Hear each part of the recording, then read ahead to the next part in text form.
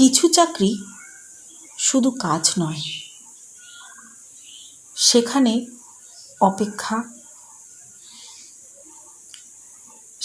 অপেক্ষা করে অন্ধকার আর অজানা কিছু। বন্ধুরা, আজকের ভৌতিক গল্পের নাম রাতের চাকরি। এই গল্পটা এমন একজন মানুষের, যে শুধু টাকা রোজগারের জন্য একটা রাতের কাজ নিয়েছিল, কিন্তু সে জানতো না সেই কাজ তাকে এমন এক ভয়ের মুখোমুখি করবে যেখান থেকে ফিরে আসা খুব কঠিন। গল্পটা শুরু হচ্ছে এক শীতের রাত থেকে।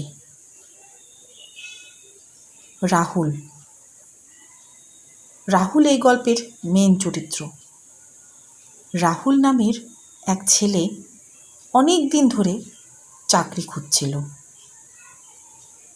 বাড়িতে মা, তার ছোট বোন থাকে। টাকার খুব দরকার ছিল, কারণ তারা খুব অভাবে দিন কাটাচ্ছিল। একদিন সে শহরের একটু দূরে একটা পুরনো গোদামে রাতের পাহারাদারের চাকরি পেল। গুদামটা অনেক বড়, চারপাশে পুরনো গাছ, আর আশেপাশে প্রায় কোনো বাড়ি নেই সেখানে। গুদামের মালিক শুধু একটা কথাই বলেছিল, রাতে যতই শব্দ শোনো, ভেতরের লাল দরজাটা খুলবে না। রাহুল ভাবল, হয়তো মালিক ভয় দেখাচ্ছে।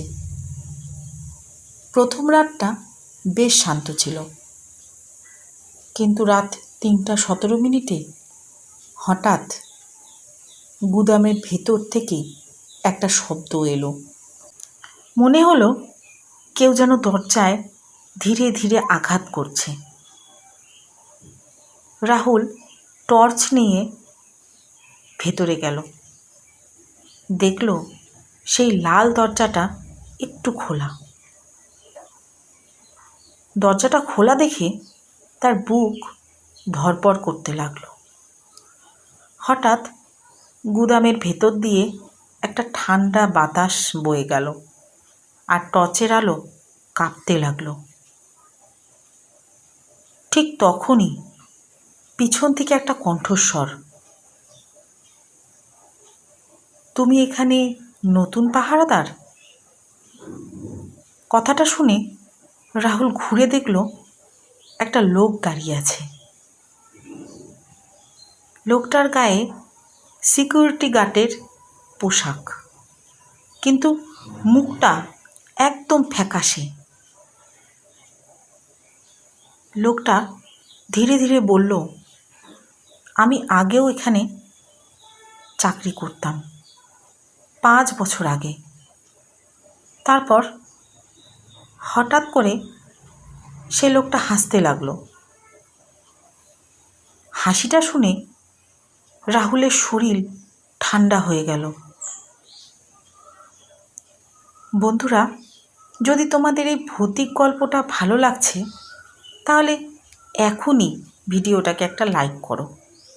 আর যদি নতুন হয়ে থাকো, তাহলে সাবস্ক্রাইব করে পাশে থেকো। কারণ এই চ্যানেলে প্রতিদিন এমনই ভয়ঙ্কর গল্প নিয়ে আসি। এবার আবার ফিরে যাই গল্পে। লোকটা ধীরে ধীরে লাল দরজার দিকে এগোতে লাগলো। রাহুল ভয়ে জিজ্ঞেস করলো, আপনি কে? লোকটা বলল, আমি সেই পাহারাদার যে এক রাতে এই দরজাটা খুলেছিল। এরপর হঠাৎ গুদামের সব লাইট বন্ধ হয়ে গেল। চারিদিকে অন্ধকার হয়ে গেল, এবং অন্ধকারের মধ্যে শুধু সেই লোকটার কণ্ঠই শোনা গেল। লোকটা বলল, আজ থেকে তুমি এখানে রাতের পাহারা দেবে। পরদিন সকালে গুদামের সামনে শুধু রাহুলের টর্চটা পাওয়া গেল, কিন্তু রাহুল আর কখনো পাওয়া যায়নি তাকে। আর এখনও নাকি সেই গুদামে রাত 3:17 শোনা যায় দরজার টোকা দেওয়ার আওয়াজ। সেই রাতের পরে গুদামে আসলে কি ঘটেছিল এবার আমরা জানব।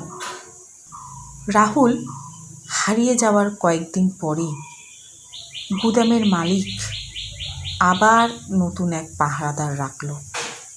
তার নাম বিকাশ। বিকাশ খুব সাহসী ছেলে। সে ভূতে বিশ্বাস করতো না। প্রথম রাতে মালিক আবার সেই একই কথাই বলল, রাতে যতই শব্দ শোনো, লাল দরজাটা খুলবে না। বিকাশ হেসে বলল, আমি এসব বিশ্বাস করি না।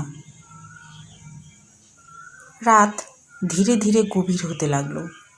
ঘড়িতে তখন 3:17। হঠাৎ আবার সেই শব্দ। বিকাশ ভাবল কেউ হয়তো মজা করছে। সে টর্চ নিয়ে ভেতরে গেল। দেখল লাল দরজার সামনে একজন দাঁড়িয়ে আছে। লোকটা ধীরে ধীরে ঘুরে তাকালো, আর তখন বিকাশের বুক কেঁপে উঠল, কারণ সেই লোকটা ছিল রাহুল। তার চোখ দুটো একদম কালো আর মুখে অদ্ভুত হাসি। রাহুল ধীরে ধীরে বলল, তুমিও কি রাতের চাকরি করতে এসেছো? বিকাশ ভয়ে পিছিয়ে যেতে লাগলো। রাহুল ধীরে ধীরে লাল দরজাটা খুলে দিল। দরজার ভেতরটা একদম অন্ধকার। হঠাৎ সে অন্ধকার থেকে অনেকগুলো হাত বেরিয়ে এলো। সেই হাতগুলো বিকাশকে টেনে ভিতরে নিয়ে গেল। বিকাশ চিৎকার করছিল, কিন্তু বাইরে কেউ শুনতে পেল না। পরদিন সকালে গুদামের সামনে আবার একটা টর্চ পাওয়া গেল, আর লাল দরজার ভেতর থেকে ভেসে এলো ফিস ফিস করে একটা কণ্ঠ, আরও একজন পাহারাদার এসে গেছে। গুদামের আশেপাশের লোকেরা অনেক দিন ধরেই অদ্ভুত কিছু দেখছিল। রাত হলে গুদামের ভেতর থেকে মাঝে মাঝে চিৎকারের শব্দ ভেসে আসতো। একদিন পুলিশ সেখানে তদন্ত করতে এলো। তাদের মধ্যে একজন অফিসারের নাম ছিল অর্জুন। অর্জুন খুব সাহসী ছিল। সে ঠিক করল আজ রাতেই গুদামের ভেতর পাহারা দেবে। রাত ধীরে ধীরে গভীর হতে লাগলো। ঘড়িতে তখন 3:17। হঠাৎ আবার সেই শব্দ। অর্জুন টর্চ নিয়ে এগিয়ে গেল। দেখল লাল দরজাটা ধীরে ধীরে নিজে থেকেই খুলে যাচ্ছে।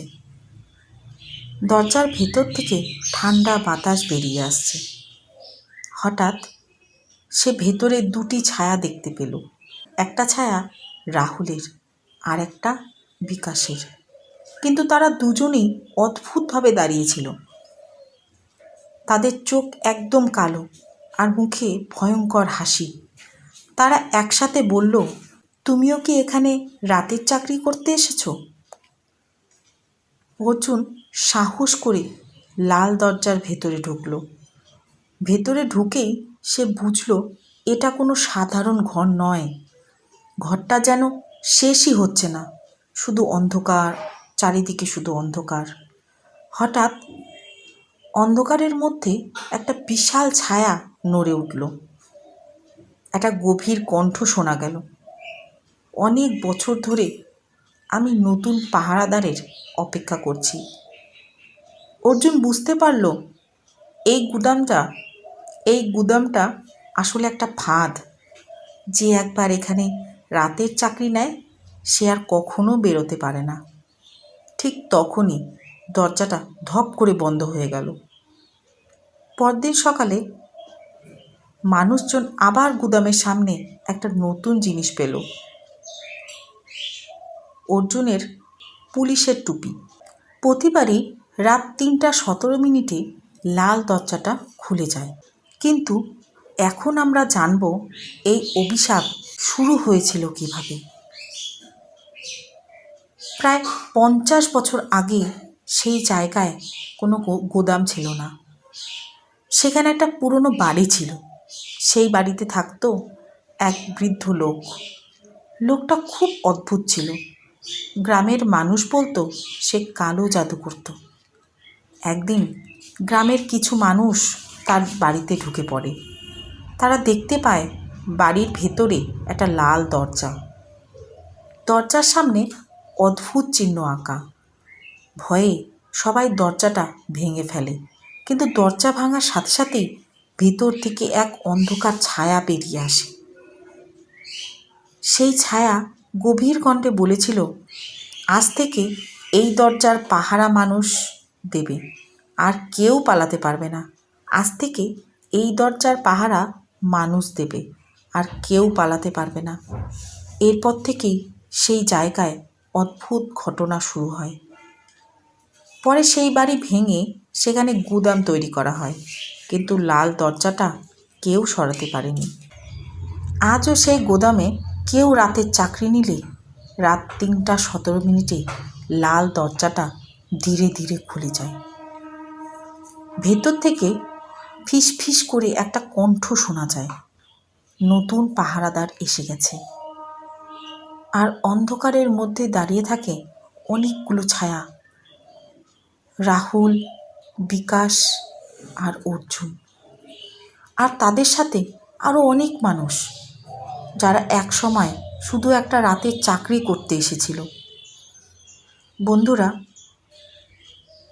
তোমরা হলে কি সেই গুদামে রাতের চাকরি করতে? কমেন্টে অবশ্যই জানাও। আর যদি আরও ভৌতিক গল্প শুনতে চাও তাহলে লাইক, শেয়ার আর সাবস্ক্রাইব করতে ভুলো না।